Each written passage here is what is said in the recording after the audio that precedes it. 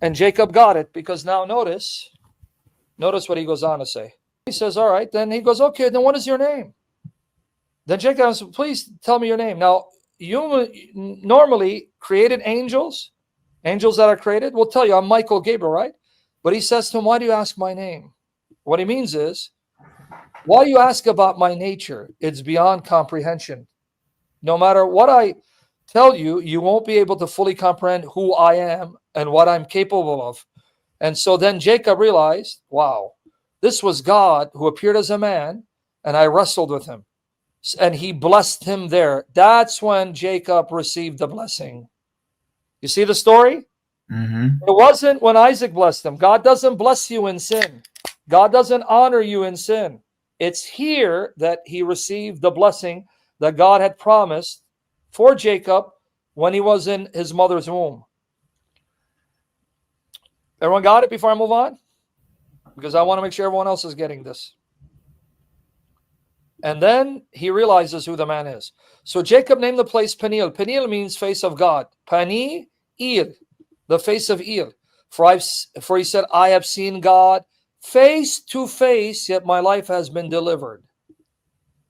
Now, which person of the Godhead did he wrestle? Jesus. Yes, but how do we know? Because now I'm going to show you the parallel. You ready? Hosea 12, 2-5 mentions this wrestling match. Hosea 12, 2-5. Notice, who is the God that appeared as a man that wrestled with him? Who is the God that appeared as a man that wrestled with him? Right here. Hosea 12, 2-5. And Yahweh has a contention with Judah and will punish Jacob according to his ways. Oops, I got to charge the computer. Okay, hold on. Damn it. It's not. Okay. Okay. He will cause everything to return to him according to his deeds. In the womb, he took his brother heel. See, this is now referring to Genesis 25. If you guys read Genesis 25, 24-26, it says they were twins. And when Esau came out, Jacob came out grabbing his heel. So it's not about Jacob coming out of the womb, right? Now watch here. And in his maturity, he wrestled with God. Okay, where do we just read that he wrestled with God? Genesis 32, right? Right? Okay, but who's the God he wrestled with? Right here. He wrestled with the angel and prevailed. It was the angel who is the God that appeared as a man. Now watch. Notice the name of the angel. He wept and sought his favor. Whose favor? The angel's favor. He found him, the angel, at Bethel. There he spoke with us, even Yahweh, the God of hosts. Yahweh is his name of remembrance. So notice, the angel is the God that he met and wrestled with. The angel is the God that he saw at Bethel. And the angel's name is Yahweh, the God of hosts.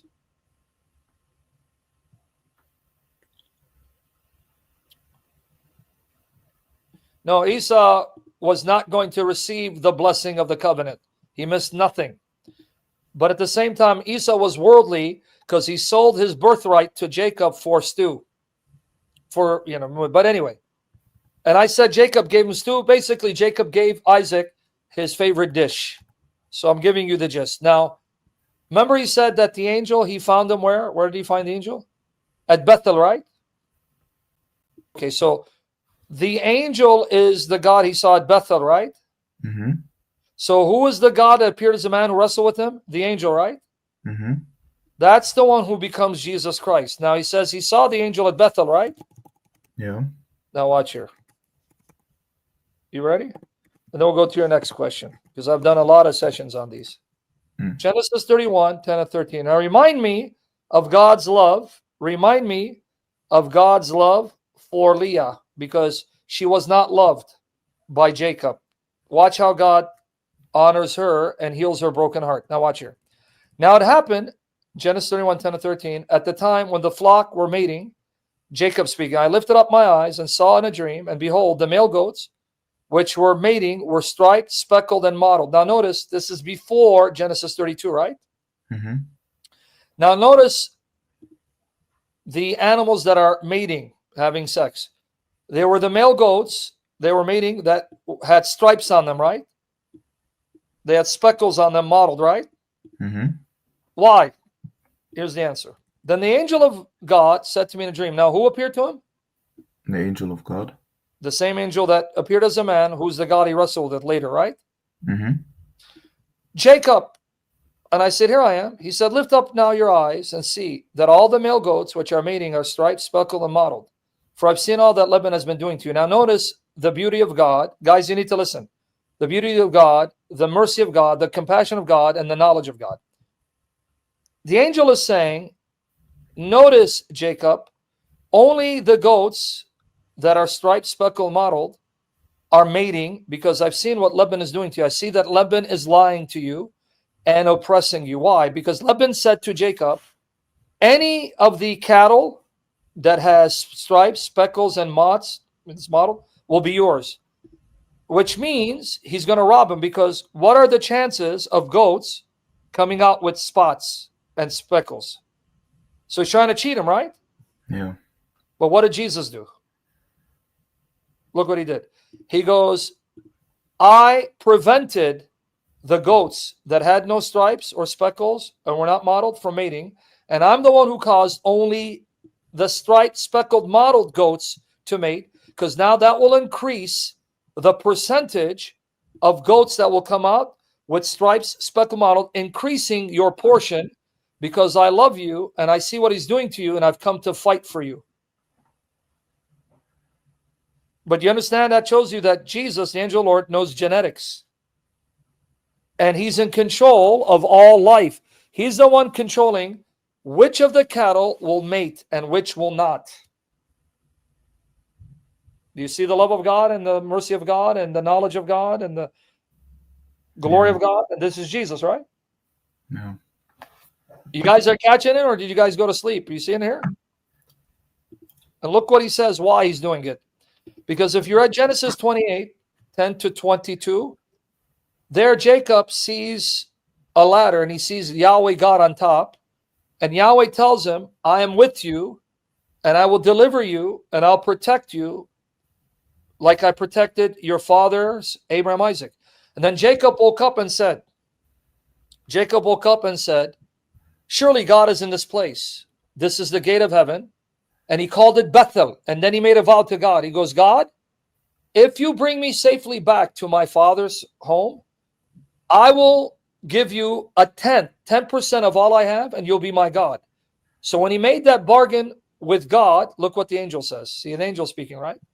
Angel of God. That was in Genesis 28, 12 to 22. I am the God of Bethel. You remember, Jacob, when you saw a dream, you saw God on the ladder?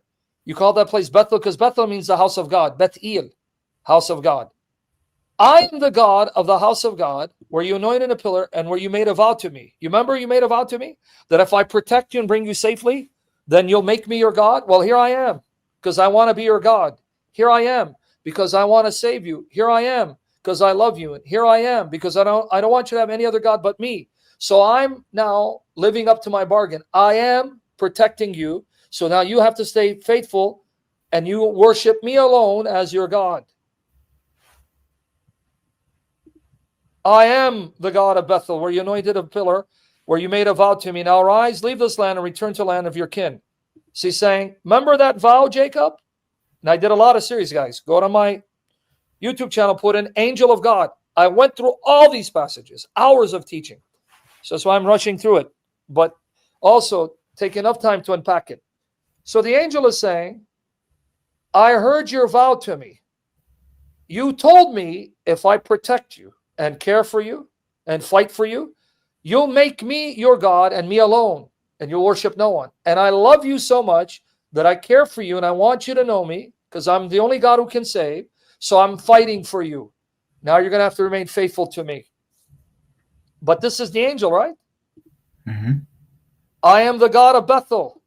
That's the same angel appeared as a man whom he wrestled, right? Yeah.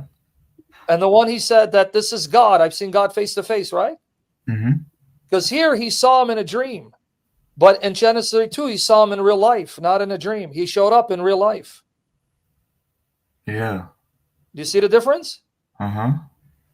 So he's saying, I seen him in a dream, but now I see him in real time, appearing in a human body so real that I can touch it and feel it, and it can actually physically, touch me and harm me.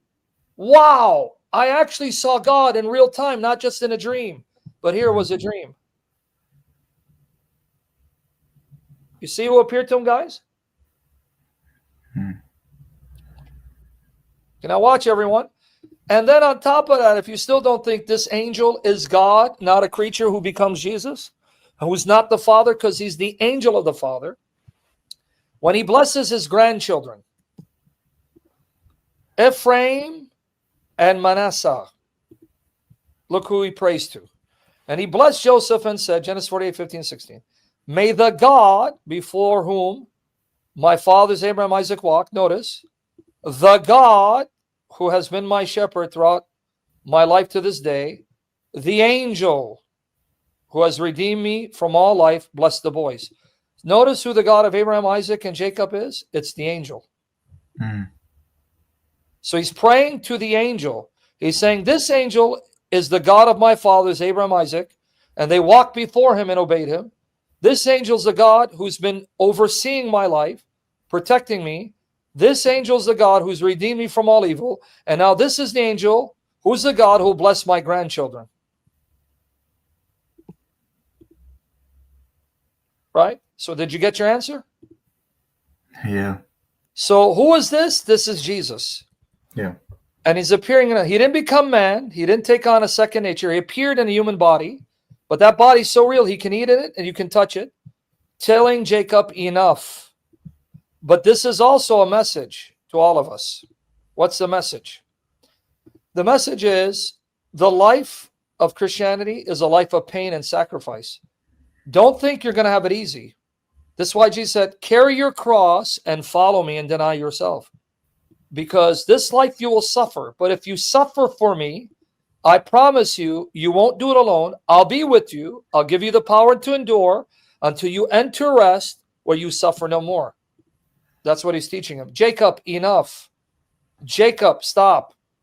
Jacob, stop running. Stop conniving. Stop being a deceiver. Stop trying to plot in order to escape your problems. Because when you keep doing this and you're in sin, I cannot bless you in sin. I hate sin. Man up. Trust me. Face your problems and endure, because I'll give you the grace. And if you do it my way, then I can bless you, Jacob. That's the message for all of us. See it? Mm. So there you go. Now, I don't know if that answered it, but Yeah. if you have one more, I'll take one more because there are other people waiting. Yeah.